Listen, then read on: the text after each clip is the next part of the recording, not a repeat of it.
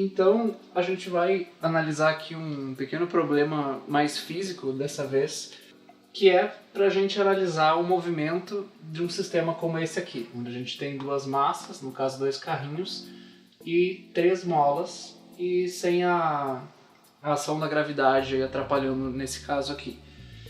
Então, bom, a gente sabe que as constantes das molas são 1, 2 e 1, e que as massas M1 e M2 valem 1. A unidade aqui a gente não está considerando, mas pode ser quilos, aqui pode ser newton por metro, o que seja. Então, bom, a primeira coisa que a gente tem que ver aqui é como isso são molas, a gente tem a lei de Hooke envolvida aqui. Então a gente precisa meio que definir aqui qual é a posição onde as molas estavam em repouso, certo? Para a gente saber qual é a força que ela exerce na massa. Então, supondo que aqui era a posição de repouso da primeira mola, a gente pode dizer que esta posição daqui, vindo daqui para cá, é igual a x1, que é o deslocamento da posição de equilíbrio da mola por x1 unidades. Tá? A gente vai supor aqui também que o sentido positivo do eixo é esse aqui, certo? Então, a gente tem esse deslocamento aqui, e digamos aqui que a gente vai ter uma referência aqui, que vai ser a posição desse cara aqui, que não necessariamente vai ser o deslocamento dessa mola, a gente vai ver aqui. Nós vamos dizer que ele estava inicialmente nessa posição e que agora ele está aqui em x2 unidades para a direita, certo? Então, bom, a gente vai seguir a nossa mesma abordagem que a gente fez lá na primeira aula, ou na segunda, que a gente vai escrever isso aqui, a gente vai pegar a força resultante em cada massa e escrever isso usando a lei de Newton, da massa vezes aceleração, que é a derivada segunda da posição, certo? Então a gente vai ter uma equação diferencial de segunda ordem para cada massa, certo? Então vamos começar a analisar aqui. Dessa primeira parte, vamos ver o que a gente obtém, certo?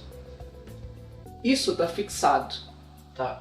Então, se essa aqui era a posição de repouso da mola, x1 é o deslocamento que essa primeira mola sofreu, certo? E olhem só, se a gente puxou ela para cá e ela estava originalmente aqui, ela vai fazer uma força puxando de volta. É uma força contrária ao nosso deslocamento, certo? Então a gente vai ter aqui, ó, uma força que eu vou chamar de F1, que vai ser a força da mola, certo? Então aqui, ó, vamos só escrever a força resultante sobre a massa 1, vai ser o quê? Como a gente está supondo a direção positiva para a direita, isto daqui vai ser menos K1, que é essa constante da mola aqui, x1, que é o deslocamento da posição de equilíbrio da mola, certo? Só que tem outra mola puxando essa massa daqui, então são duas forças atuando. Essa aqui não é a força resultante. E bom, quem vai ser essa outra força daqui? Vai ser a força desta mola 2 aqui.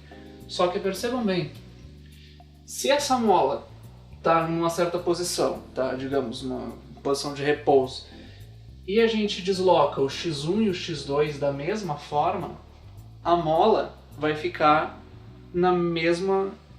ela vai ficar tão esticada quanto ela estava antes, porque a gente não está mudando o esticamento dela, a gente está só deslocando as massas e a mola está igual.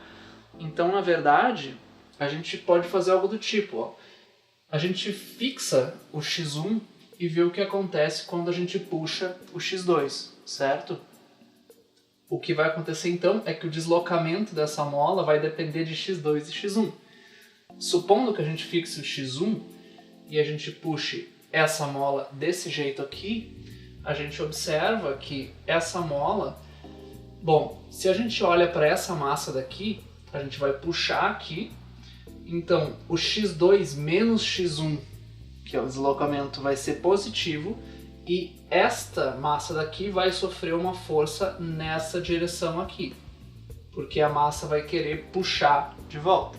Só que a gente não está interessado nessa massa agora, a gente quer esta massa daqui. Então, pela terceira lei de Newton, a gente sabe que se esta massa está sofrendo uma força aqui, então esta daqui tem que estar sofrendo uma força igual em módulo, mas oposta na direção do sentido, certo? Então, vamos chamar essa força aqui de F2, ok? E o que vai ser? A gente sabe que o deslocamento efetivo dessa massa aqui é x2 menos x1, porque quando o x2 é positivo aqui, essa mola aqui vai puxar desse lado essa massa daqui, certo?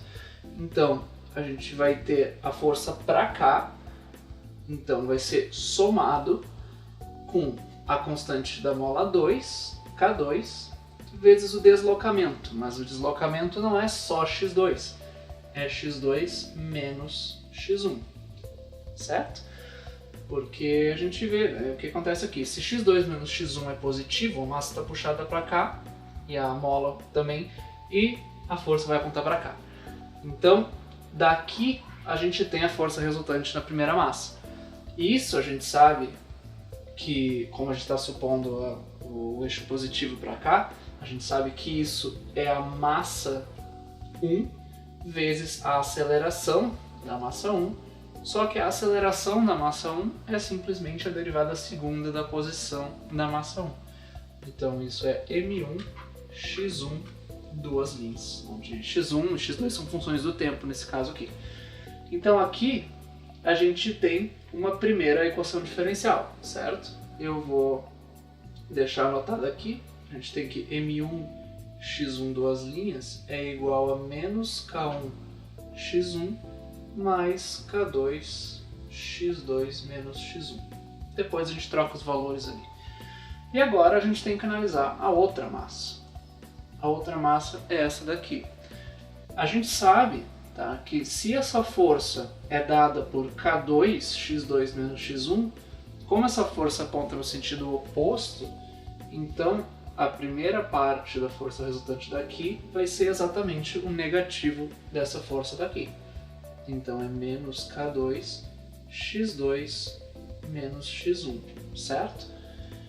E agora, bom, isso aqui está fixado.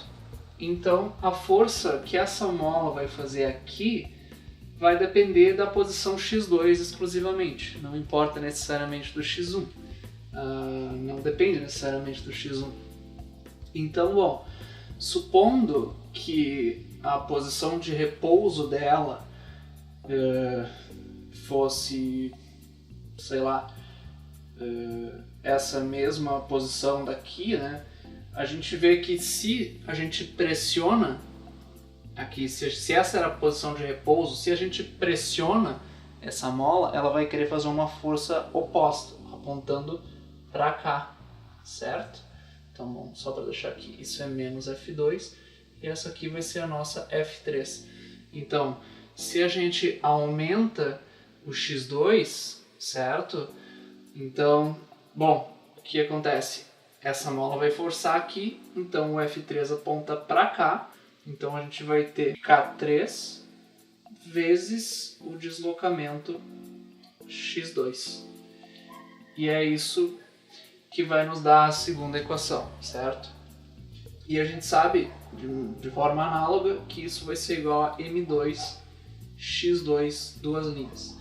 E a gente chega finalmente que isso é m2 x2 duas linhas, que é igual a menos k2 x2 menos x1 menos k3 x2. E agora a gente acaba num conjunto, ou melhor, num sistema de duas equações diferenciais. Então, vamos já substituir os valores desses casos aqui. M1 e M2 são 1, certo? Então, não importa ali o coeficiente dessa primeira parte, a gente vai ter que x1, duas linhas, é igual a k1 é 1, então vai ser igual a menos x1, e o k2 vale 2, vai ser então mais 2 x2 menos x1, que é igual, se a gente agrupar isso aqui, vai ficar mais 2 vezes menos x1, menos 2x1, vai ficar menos 3x1 mais 2x2. Essa é a nossa primeira equação. E, de forma análoga, x2, duas linhas, vai ser menos k2, que é menos 2 vezes x2 menos x1, menos o k3, que é 1, então vai ser simplesmente menos x2. Agrupando os termos aqui, vai ficar menos 2 vezes menos x1, que é 2x1, e menos 2x2 menos x2 vai ficar menos 3x2. Então a gente chegou aqui num sistema de duas equações diferenciais.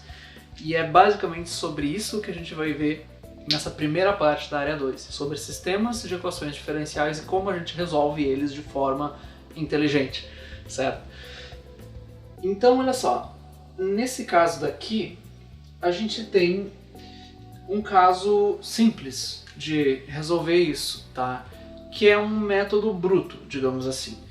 Porque olhem só, vejam que, ok, é meio chato porque o x1 depende tanto do x1 quanto do x2 e o x2, duas linhas, aqui o x1 duas linhas, depende tanto do x1 quanto do x2. Então essas grandezas estão acopladas entre si.